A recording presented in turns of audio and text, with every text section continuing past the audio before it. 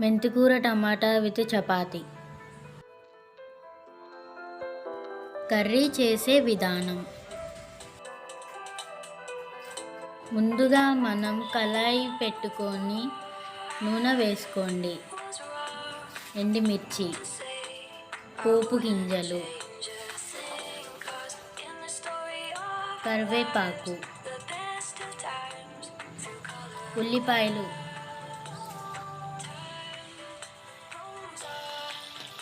వేసుకొని కలిసేటట్టు తిప్పుకోండి.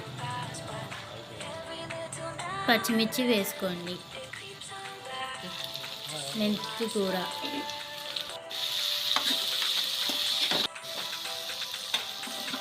వేసుకున్న తర్వాత ఒక 5 నిమిషాలు మూత పెట్టుకోండి.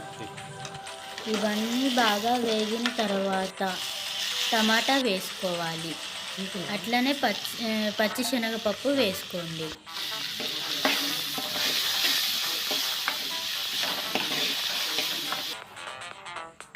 పసుపు, ఉప్పు,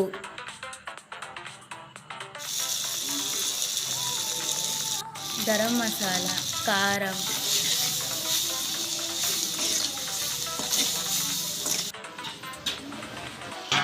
వాటర్ వేసుకోవాలి.